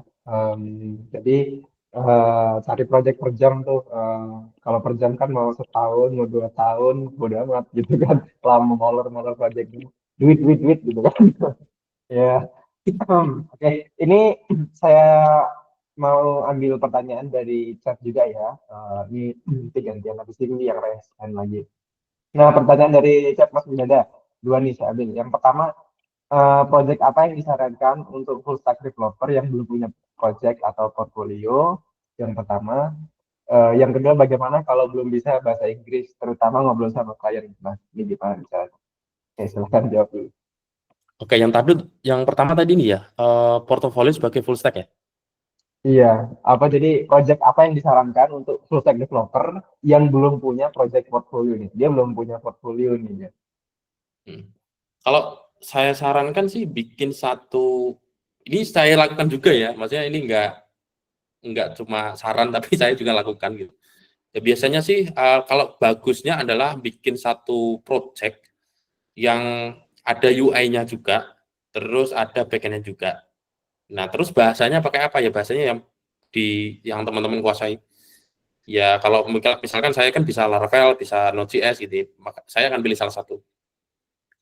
Pakai Laravel katakan, pakai Laravel kita bikinlah sistemnya, kita bikin struktur database-nya, dan UI-nya kita bikin kayak gitu. Bagusnya adalah UI-nya itu juga bagus, terus ada dokumentasi dari API-nya dan ada IRD-nya. Itu bagus banget. Cuman kalau itu kan ribet banget ya kayaknya ya. Nah, itu paling simpel adalah kita bikin satu website aja, terus simpel aja kita hosting gratisan pakai Heroku atau lain sebagainya. Kita hosting situ, kita screenshot desain-desainnya, kita masukkan. Nah, itu udah bagus banget sih menurutku ya. Terus mungkin kalau itu kan yang versi full stack-nya, ada backend, ada frontend. Mungkin teman-teman juga bisa slicing aja juga bisa. Jadi terus slicing nanti di-upload hasil slicing-nya. Cukup screenshot-nya aja, terus kasih link ke Netlify-nya atau Vercel-nya gitu. Terus yang itu kan versi front-end tuh, berarti baru jadi 2 toh. Terus yang ketiga itu versi back-end. Kalau back-end sih biasanya saya cuma dokumentasi dari dokumentasi API, atau mungkin langsung ke link GitHub-nya kayak gitu-gitu. Kayak gitu sih. Nah, itu udah bisa jual banget menurutku. Oke, menjawab ya yang portfolio ya, mudah-mudahan. Terus pertanyaan selanjutnya, bagaimana kalau belum bisa bahasa Inggris, terutama ngobrol sama klien?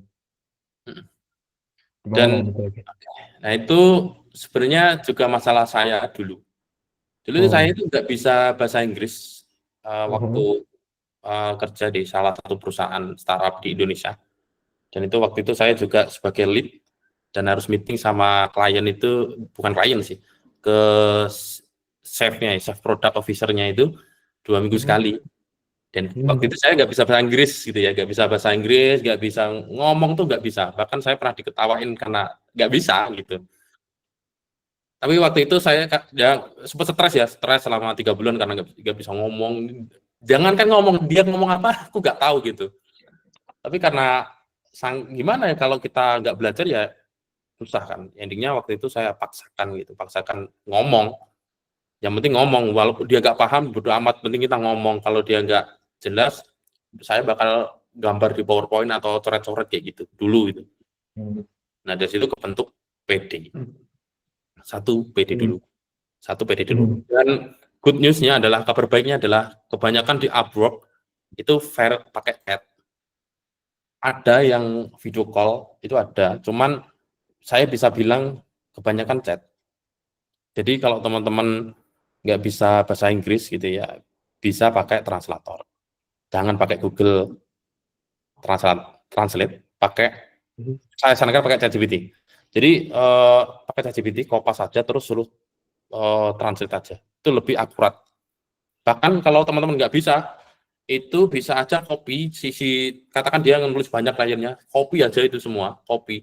Taruh ChatGPT, ChatGPT tolong jelaskan ini apa aja poinnya, pakai bahasa Indonesia. Itu nanti akan dijelaskan. Bagus banget penjelasannya ChatGPT itu sudah enak. Nanti kalau kita udah paham tuh kan, kita udah paham, ya udah, terus ChatGPT tolong balas seperti ini dong dalam bahasa Inggris gitu. Nanti kopas pas tuh. Kayak gitu. Itu cara hackingnya. Itu teman itu kan cara singkat ya, maksudnya jangka pendek gitu kan. Cuman kan kedepannya kan nggak mungkin kita seperti itu terus. Salah satu cara adalah kita harus belajar. Kita harus berani ngomong bahasa Inggris. Oke, benar-benar menjawab ya, benar-benar menjawab. Jadi nggak bisa bahasa Inggris, ya nggak ada jawaban lain, harus bisa. Gimana caranya bisa ya dipaksa gitu. Nah ini saya tambahin tips ya yang buat belajar bahasa Inggris. Kalian buatlah, saya menyebutnya itu word plan. Jadi kalian tuh kayak perpustakaan kata. Setiap hari apalkan setidaknya 5 kata baru. Lalu ditulis sampai banyak dulu awal juga gitu. Nanti kan kalau semakin banyak itu apa namanya perbendaharaan kata bahasa Inggris kita semakin enak nanti buat ngobrolnya gitu. Oke, kita lanjut lagi ya pertanyaannya, banyak banget ini masih. Kita lanjut ke yang udah raise hand itu, Fadli Hidayatullah, silahkan pertanyaannya. Halo, suara saya terdengar. Terdengar. Oke, sebelumnya terima kasih buat Mas Widada sudah menyampaikan materinya. Perkenalkan, nama saya Fadli. Buat pertanyaannya itu ada sekitar 2 atau 3. Yang pertama Mas, untuk linked account, tadi kan ada GitHub ya dari Mas Widada. Di sana kan ada kayak portofolio kita juga ya. Nah, itu untuk portofolio apakah harus istilahnya side project atau bisa nggak sih kita pakai project dari kantor? Karena kan ya barangkali lebih banyak ngerjain project itu di kantor. Nah, jadi pakai project dari kantor itu apakah bisa dan apakah lebih berpengaruh portofolio dari selain project di kantor atau gimana? Nah, itu yang pertama. Nah, yang kedua itu untuk proposal tadi kan ya kalau bisa cepet-cepetan lah, kalau di atas kalau udah 20 ke atas itu sebaiknya enggak. Nah, kalau proposal itu apakah dia ada masa tutupnya atau gimana? Kalau misalnya kita daftar awal-awal, anggaplah masih 5 proposal lah. Tapi mungkin beberapa jam kemudian itu udah 20 kan. Nah, itu apakah dia ada masa tutupnya dan apakah yang dilihat itu cuma orang-orang yang awal-awal daftar aja atau gimana gitu? Dan yang terakhir itu masalah yang tadi kan katanya nggak boleh nge-expose informasi pribadi kita. Nah, tapi kan di sana kan ada linked account, itu ada GitHub. Nah, misalnya di GitHub kita ada website pribadi kita, di mana di sana ada informasi LinkedIn, email dan lain-lain, dan juga di waktu daftar Upwork kan juga ngisi email, alamat gitu-gitu kan. Nah, itu gimana ya? Nah, mungkin itu aja pertanyaannya. Terima kasih Mas Widada. Ya, setidaknya ada 2 pertanyaan tadi ya. Bisa nggak pakai project portfolio itu project dari kantor? Terus apakah ada masa tutup dari sebuah proposal? Dan kalau misalkan ada akun yang terlink ke Upwork, apakah itu aman? Gitu. Itu silahkan dijawab, Mas. Nomor pertama sih, yaitu balik lagi ke perusahaannya. Kalau itu apa namanya sifatnya private, udah otomatis kan pasti nggak boleh. Dan itu sebenarnya juga nggak apa namanya Mas Fadli yang bertanya ke saya terkait itu. Banyak bahkan teman kantor sendiri juga tanya kayak gitu. Kalau saran saya sih asalkan itu diperbolehkan sama kantor gitu ya, ya itu nggak masalah. Kan soalnya itu kan balik lagi ke NDA sama kantor kan. Kalau itu sifatnya private udah otomatis kan, kalau Upwork kan pasti ngizin-ngizinin aja gitu, ngizin-ngizinin aja dan ngebolehin aja. Yang jadi masalah adalah sama kantor kita itu boleh enggak gitu. Soalnya kan itu kan aset kantor. Dan kalau kantornya itu boleh ya gas gitu. Kalau nggak boleh ya saya sarankan enggak, karena nanti malah urusannya jadi hukum, ya jadi jadi ribet sama kantor gitu. Kalau saya sih ya boleh, kalau kantor mengizinkan, membolehkan ya nggak apa-apa. Kalau lebih amannya itu dimodif. Jadi kayak kalau dulu saya sarankan sama teman-teman front end saya, kantor saya itu ya, teman-teman front end terus desainer gitu ya. Mereka kan ya kerja bikin portofolio kan pasti di kantor kan, bikin desain kan di kantor kan. Saya sarankan sih ya diubah desainnya, desain diubah lah, namanya diubah lah, ini menu-menunya diubah gitu. Yang awalnya itu jadi apa, katakan dashboard buat e-commerce lah, ubah jadi apa gitu. Jadi kayak ya tampilannya diubah atau judul-judulnya diubah gitu. Tak sarankan seperti itu, dan itu lebih aman. Maksudnya aman sama kantor ya. Kalau Upwork mah aman-aman aja insya Allah. Lebih seperti itu. Kalau yang nomor 2 itu tadi apakah ada masa expired-nya gitu ya? Sebenarnya enggak. Ya expired itu tinggal kliennya aja. Yang close kan biasanya job itu close ketika udah ke nge-hire orang atau klien nge-close sendiri gitu. Biasanya kalau udah dapat terus udah tekan kontrak itu biasanya projectnya bakal hilang kayak gitu. Dan kenapa harus menjadi yang pertama? Karena ini sebenarnya sih lebih ke apa ya, berdasarkan pengalaman. Kalau kita apply-nya itu awal-awal gitu ya, itu kan pasti ketika kita nge-apply itu kan dapat notif ya si klien. Dan dia ketika buka job post-nya itu kan, katakan kita nge-apply yang pertama, dia pasti akan baca punya kita. Atau katakan kita masuk ke 1 atau 5 orang pertama atau 10 awal gitu kan. Itu kan klien dapat notifikasi gitu. Pasti kan karena listnya masih dikit, dia masih ada effort buat baca itu. Dan itu dipraktekkan sama teman-teman saya juga gitu. Maksudnya nggak saya sendiri yang coba gitu, tapi teman saya juga seperti itu. Tapi ketika udah apply ya saya pernah nyoba ya 50 ke atas itu belum pernah goal, kecuali teman-teman berani masang atau ngebus apa namanya proposalnya. Cuman itu kan sangat boros connect. Nah itu kalau emang nggak masalah ya silakan gitu. Terus yang terakhir, apakah tidak masalah nge-link akun kita ke Upwork, nanti kan di sini ada email dan sebagainya. Sebenarnya nggak masalah, karena link GitHub itu kan apa namanya, nggak dipermasalahkan sama Upwork gitu. Jadi emang ada beberapa link yang mungkin itu bisa diintegrasikan sama Upwork, dia nggak nggak pernah mempermasalahkan. Tapi ketika teman-teman di sini gitu ya, kayak secara langsung, secara eksplisit naruh email gitu ya. Jadi kayak saya itu pernah gitu ya, kayak chattingan sama klien itu minta email dan phone number, saya kasih di chat langsung gitu. Ya itu kena warning itu, dia salah satu kena warning itu. Karena langsung aja nih, atau bahkan CV saya juga ada di situ. Nah itu akan di warning sama si Upwork. Tapi kalau ya LinkedIn juga termasuk LinkedIn ya, linkedin.com itu kita taruh itu juga nggak boleh. Tapi kalau cuma kita Dribble, Stack Overflow itu masih nggak masalah, karena itu kan link ya, portofolio kita letaknya di situ gitu. Ya itu nggak masalah. Tapi kalau secara eksplisit kita langsung ngasih ini loh gitu, itu bakal kena, pasti langsung kena. Tapi kalau kita Stack Overflow, Dribble dan lain sebagainya itu harusnya aman. Kayak gitu. Oke, sip. Udah menjawab semua ya. Tadi siapa yang bertanya tadi? Fadli. Fadli ya. Oke. Mudah-mudahan menjawab ya. Kita lihat lagi pertanyaan yang lain. Oh ini di yang udah resen. Pandi Wibowo tadi udah belum? Pandi Wibowo.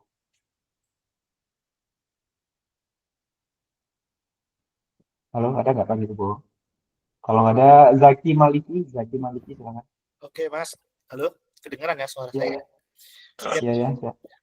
Aku mau tanya Mas, kan ini semisal aku kan fokusnya semisal mau ke Python ya Mas, untuk ini ke AI. Kan itu Python kan ada yang web developer, ada juga yang scraping gitu. Aku bingungnya untuk fokusnya itu kemana dulu gitu. Kalau semisal kita mau cari klien, misalkan kita punya beberapa keinginan itu yang pertama pertanyaannya ya Mas. Yang kedua, semisal kita kan biasanya kalau pembayaran lewat Upwork itu kan ada yang pakai ini ya Mas, apa, Alpay ya, Bapak. Itu kalau ke bank langsung bisa nggak sih, Mas? Itu aja sih pertanyaannya. Iya, Makasih, Mas. langsung dijawab. Silakan. Silakan jawab Mas Widada. Oke, yang pertama tadi bisa Python tapi pengen fokus di mana gitu ya? Iya nggak sih? Iya betul, betul. Kalau Python itu kan sebenarnya Python itu menurutku salah satu bahasa yang apa ya, bisa kemana aja ya, luas banget gitu ya, bisa ke AI, bisa ke data science, bisa ke web development gitu. Nah kalau ini balik lagi ke Mas Zaki dulu. Jadi kalau Mas Zaki itu dari pengennya jadi apa dulu nih kalau kayak gitu? Jadi pengennya jadi apa? Kalau pengen jadi web development ya berarti kan fokusnya di Django dan framework lain sebagainya gitu. Tapi kalau mungkin nanti fokusnya di AI ya fokusnya nanti belajar ML gitu ya. Nah, itu tinggal pengennya dulu di mana. Pengennya dulu di mana. Kalau contoh nih, fokusnya pengennya sebagai web developer, ya ambil Django, terus nanti latihan-latihan lah bikin API, terus bikin website gitu ya. Tapi kalau misalkan fokusnya di data science, cobalah bikin, apa ya, data science sih, bukan data science, lebih ke data engineer ya. Kalau data engineer itu mungkin nanti bisa bikin ETL atau bisa bikin project sederhana scraping kayak gitu-gitu. Nah, itu lebih balik lagi ke Mas Zaki pengennya itu di ranah yang mana. Kalau saran saya ya karena saya seorang web developer ya saya akan ngasih tahu web developer belajar Django. Django juga banyak kok di Upwork juga banyak gitu. Kayak gitu. Terus yang nomor 2 adalah bisa bayar ke lokal bisa. Saya juga langsung ke BCA ke lokal. Jadi nanti dia cuman rate-nya ini ya lebih rendah ya. Jadi mungkin kalau teman-teman nanti bandingin sama real time-nya, jadi ketika saat ini dolar 15.500, itu si Upwork itu akan delay dulu untuk mencapai 15.500. Biasanya gitu, akan delay berapa, ya, dan kita nggak tahu, aku seperti nggak tahu itu delaynya berapa lama gitu ya. Kayaknya kadang udah lihat di Google, di Google Currency itu kan $1 udah ada segini gitu kan, tak withdraw gitu masih di angka 15.100 gitu. Ya gitu. Nah, kalau teman-teman pengen bagus itu pakai namanya kalau nggak salah Parallax atau apa, ya Parallax kalau nggak salah. Itu bagus itu rate-nya. Kayaknya hampir sama dengan yang di Google. Cuman karena menurut saya itu terlalu bertele-tele dan kepanjangan, nanti dari Upwork ke Parallax udah 2 hari, dari Parallax ke akun kita nambah lagi 2-3 hari, kelamaan. Ya udahlah tarik aja dari Upwork ke bank lokal. Itu mah udah banyak apa selisihnya ya mungkin ada, cuman kayak udah cukup membuat kita kaya lah ya.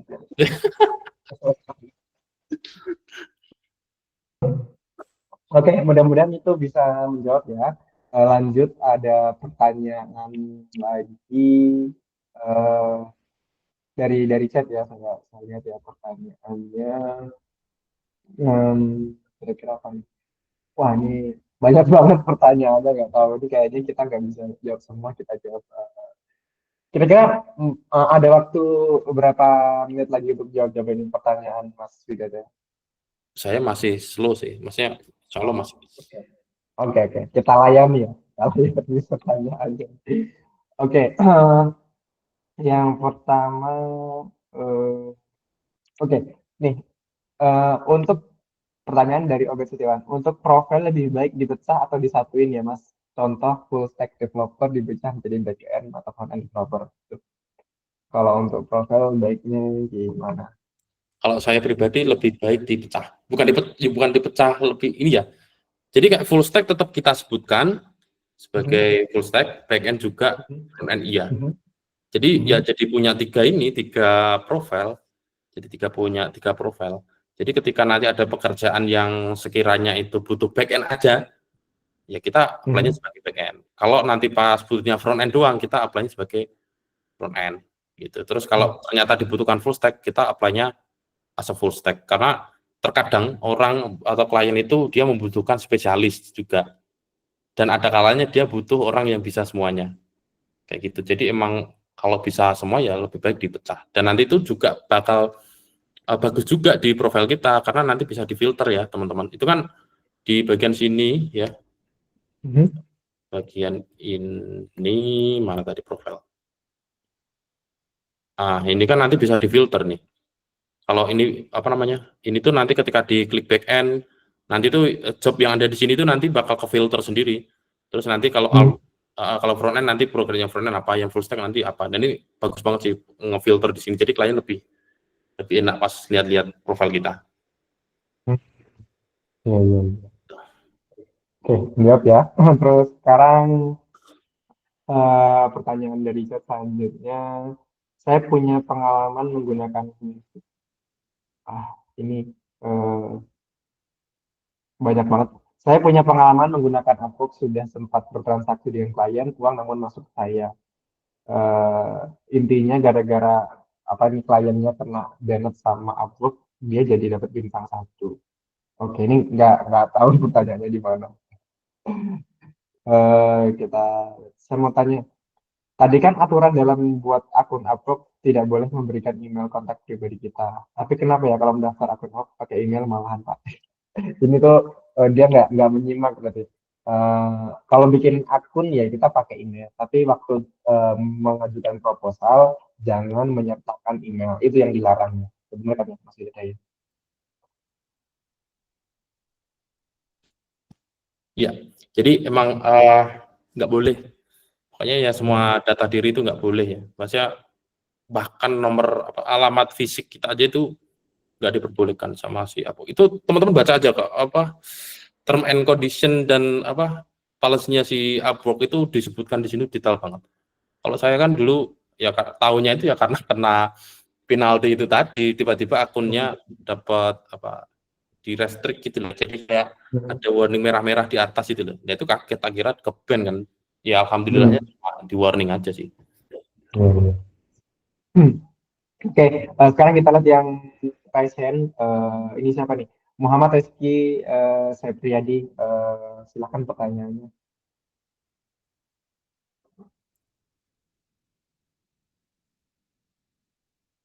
Bisa nggak? Oh, kalau nggak bisa, ini kita lanjut ke Adam Nizam. Silakan pertanyaannya, Adam Nizam. Baik, halo. Ya, bisa. Baik, sebelumnya saya ucapkan terima kasih ilmunya kepada Mas Widada. Di sini saya ingin bertanya pada sisi bagian mobile developer, bagaimana tips dan trik untuk meng-apply sebuah proyek di Upwork dan apa saja portofolio yang harus disiapkan. Dan saat ini saya sedang berfokus belajar membangun aplikasi Android menggunakan Kotlin. Dan bagaimana sih trik-trik untuk sebagai mobile developer untuk apply sebuah proyek di Upwork? Terima kasih. Oke. Tadi yang pertama ini ya, portofolio apa yang perlu disebutkan ya? Ya, gimana tips dan trik untuk apply job di Upwork untuk mobile developer? Dia fokus pakai Kotlin. Kalau portofolionya, kalau portofolionya ya kurang lebih sama ya kayak yang teman-teman yang tadi ya. Apa namanya? Karena silakan bikin ininya, bikin apa namanya? bikin aplikasinya, terus hasil aplikasinya di screenshot terus di-upload di Upwork ya sebagai apa namanya sebagai image-nya di kayak gini. Itu kan sebagai image-nya ya, maksudnya ya sebagai thumbnail-nya gitu. Terus untuk kalau bisa saya sarankan sampai di-upload di Play Store. Jadi klien tuh bisa nyobain gitu, bisa nyobain dan bisa install. Itu lebih bagus banget. Jadi kalau bisa punya akun Play Store dan apa namanya di-upload di situ. Kayak gitu. Kalau bisa ya minimal 3 itu tadi. Tapi kalau misalkan baru punya 1 ya it's okay, nggak apa-apa. Gitu. Terus tips and triknya adalah kalau baru awal ini sebenarnya nggak cuma Android Dev doang sih, lebih ke semua ya. Kalau yang awal intinya adalah biar nanti cepat dapat job adalah jangan pilih-pilih dulu. Sekiranya itu masih bisa dipekerjakan, masih bisa dikerjakan dan uangnya gitu masih masuk akal, ya minimal buat jajan atau buat apa gitu ya. Itu diambil. Tapi dengan catatan itu sesuai dengan harga ya. Maksudnya kalau disuruh bikin aplikasi Gojek tapi harganya cuma $50 ya jangan diambil. Maksudnya katakan bug fix cuma $30 atau $20 itu diambil. Terus nanti usahakan setiap mendapatkan setelah selesai itu usahakan minta review. Itu yang saya lakukan gitu. Jadi ketika selesai minta review dong gitu. Minta review bintang 5-nya lah gitu ya. Bintang 5 dan itu akan ngebantu ngebangun profil kita.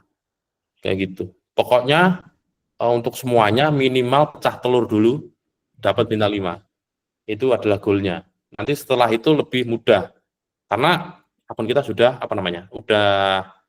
udah proven nih, udah dapat kerjaan, itu klien akan lebih percaya daripada yang belum ada belum ada pekerjaan sama sekali gitu. Jadi emang jangan pilih dulu. Ya tips and triknya ya tetap itu nyari terus apply-nya dengan sesuai dengan tips yang tadi itu tadi, dan jangan pilih-pilih dulu, yang penting pecah telur kayak gitu. Oke, sip, mantap. Mudah-mudahan menjawab ya tadi.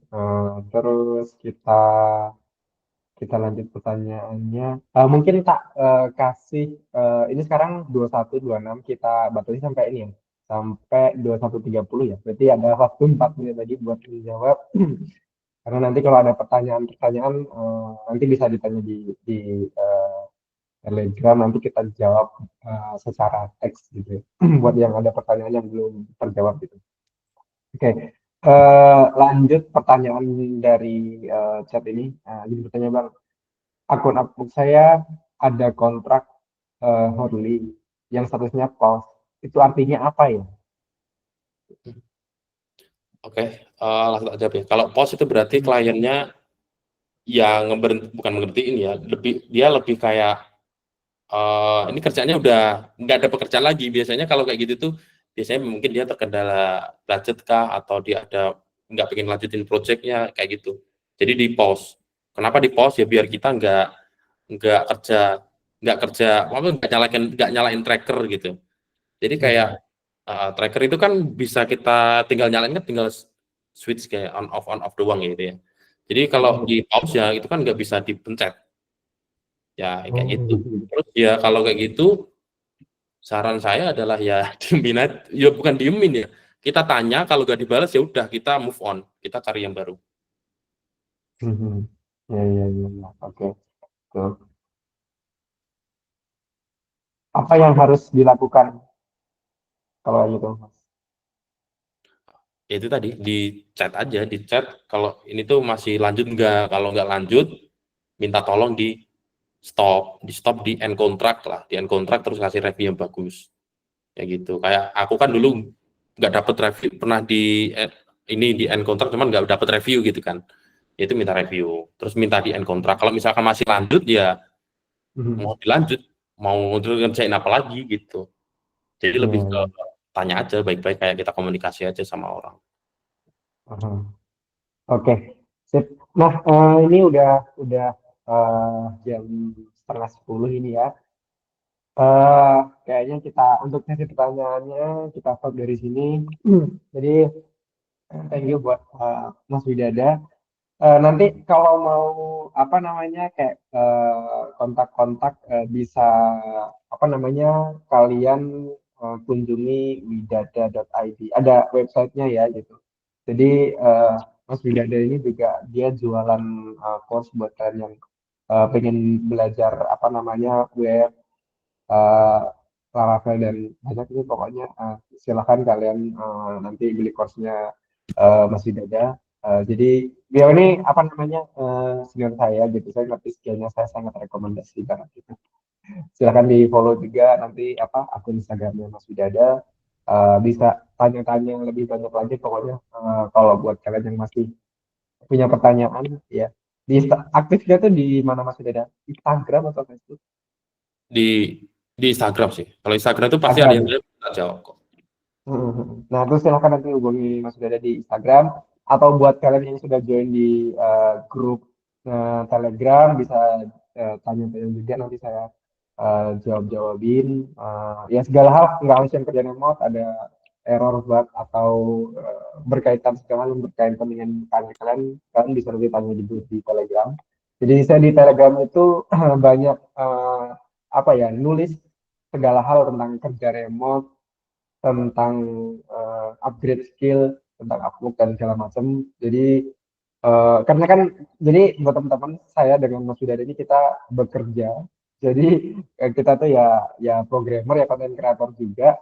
Cuman emang yang namanya orang kerja kan waktunya sangat terbatas. Jadi kayak kadang-kadang kita nggak konsisten gitu ya, nggak konsisten untuk apa namanya eh, ngonten gitu ya. Jadi kalau lagi apa namanya eh, sehat gitu ya, sehat pikiran dan bekerja ngonten. Kalau enggak ya kerja istirahat gitu ya. Oke, mungkin itu cukup sekian aja. Jadi buat teman-teman tadi sorry banget. Jadi pokoknya next meeting kita nggak pakai Google Meet lagi. Ternyata kena limit 100 orang aja Mas sudah tuh.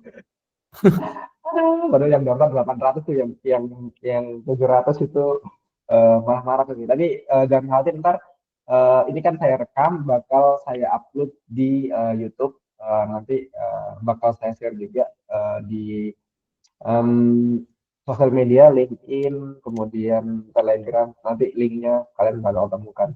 Intinya ntar kalau kalian nggak tahu, cari aja di YouTube. YouTube tuh kamu cari search ngoding double O ya, NJOODING, ngoding gitu ya, tapi double O gitu. Nanti kan bakal temukan channel YouTube saya gitu. Dan kita bakal ada acara lagi nanti, mungkin kayak 1 bulan lagi sih biasanya, kadang saya 3 bulan sekali ya, cuma kan tergantung waktu pembicaranya juga. Kalau pembicaranya itu ada waktu, kita langsung eksekusi, karena susah banget mencari waktu kayak Mas Widodo ini, kayak 1 bulan hampiran kita ngerjakannya ya. Ya, terima kasih banyak ya Mas Widodo. Nanti kita sambung lagi teman-teman lewat Instagramnya Mas Widodo. Silahkan nanti kalau ada pertanyaan yang belum terjawab. Terima kasih.